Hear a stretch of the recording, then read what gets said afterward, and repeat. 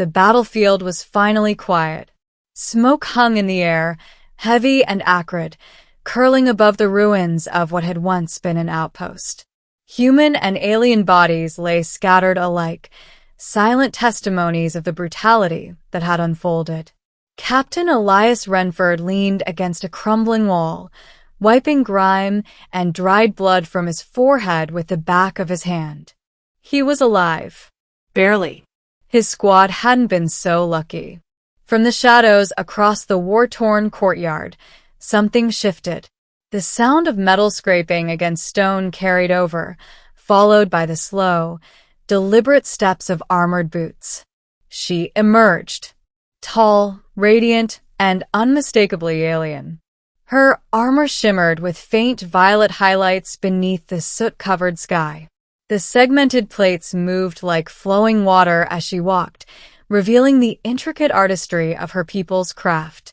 Her helmet retracted, folding back to reveal her face, angular features, luminous silver eyes, and hair that shimmered like strands of starlight.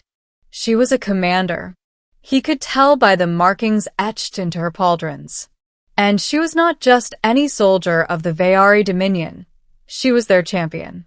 Elias raised his weapon, but his arms trembled with exhaustion. He couldn't hold a gun steady even if he wanted to. The alien woman stopped a few paces from him. She studied him like one might study a puzzle, her gaze cold, sharp, and calculating. "You fought well, human," she said, her voice layered with an almost musical resonance. "Most of your kind fall screaming. You endured." He spat on the ground, not out of disrespect, but because his throat was dry as sandpaper. "Yeah? Guess I'm stubborn like that." Her lips curved, not quite a smile, not quite a sneer. Stubborn. Or foolish. Elias braced himself for her blade, for the inevitable end. Instead, she tilted her head, as though weighing options.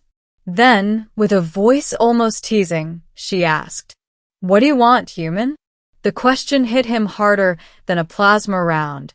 He blinked at her, caught completely off guard. His mouth opened before his brain could stop it. "You," he said, half a joke, half a defiant jab. "I want you." It was meant as sarcasm, a last scrap of wit before death.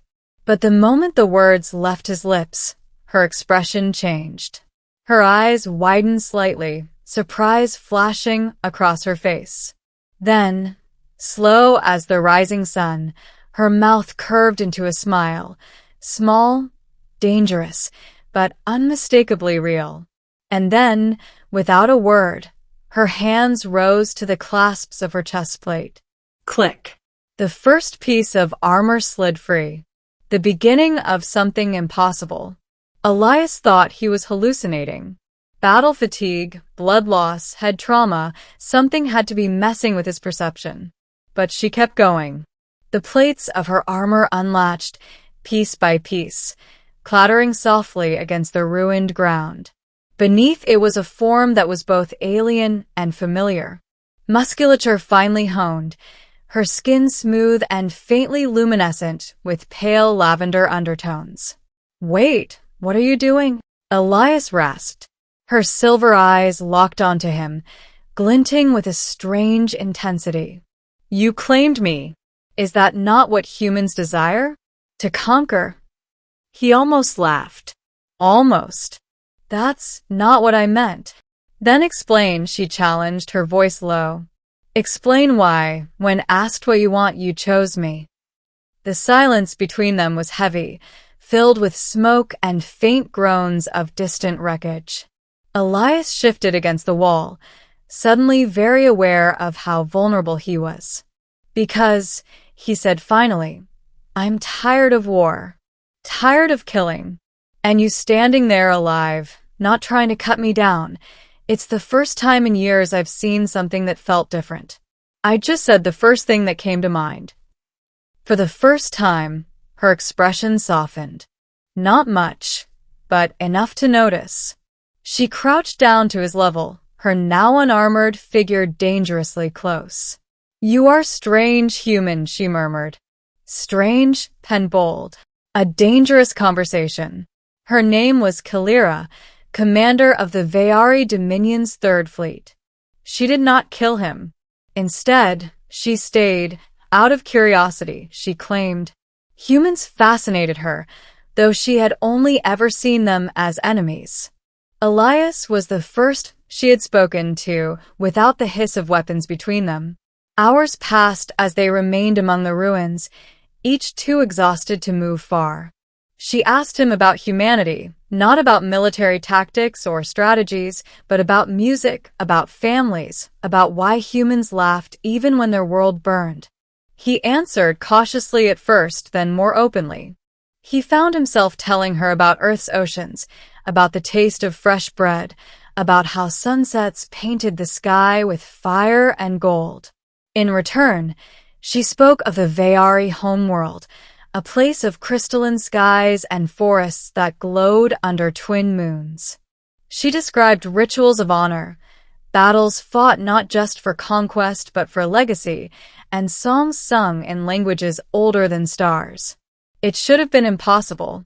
This was his enemy. She was supposed to despise him.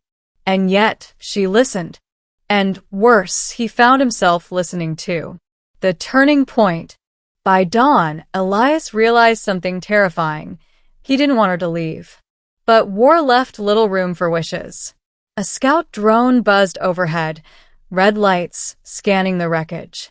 Both Elias and Kalira stiffened. If either side found them together like this, it would mean execution. Kalira rose gracefully, her expression hardening again into that of a warrior.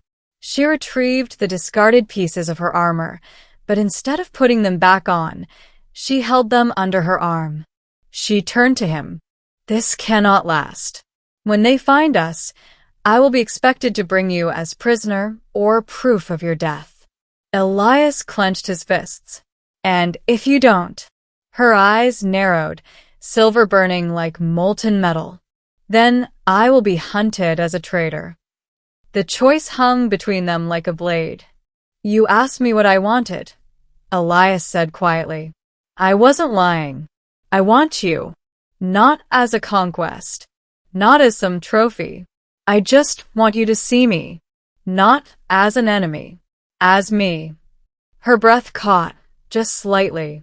And for the first time since they met, Kalira looked away, as if afraid of what her own heart might betray. The escape. The sound of approaching footsteps snapped the moment. A squad of Veari soldiers was closing in. Kalira made her decision. She turned to Elias, her voice urgent. "Follow me. Now." They fled through the shattered ruins, slipping into tunnels beneath the outpost. Elias barely kept up, his body screaming with fatigue, but Kalira moved like liquid shadow, guiding him with sure steps. By the time they emerged, they were miles from the battle lines. A sleek vessel rested in a concealed canyon, her personal transport. Elias stopped, panting. "If we board that, there's no going back."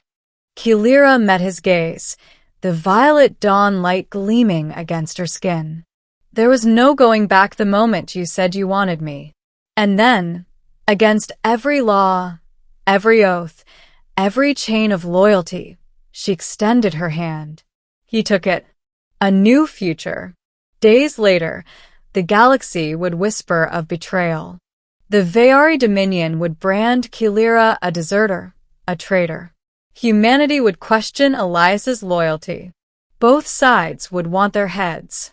But aboard that small vessel, adrift among stars, none of it mattered. What mattered was the woman who had once been his enemy now sitting across from him, studying him not as prey, but as something far rarer and equal. Ending. The war still raged beyond the stars, but inside that ship, something new had begun.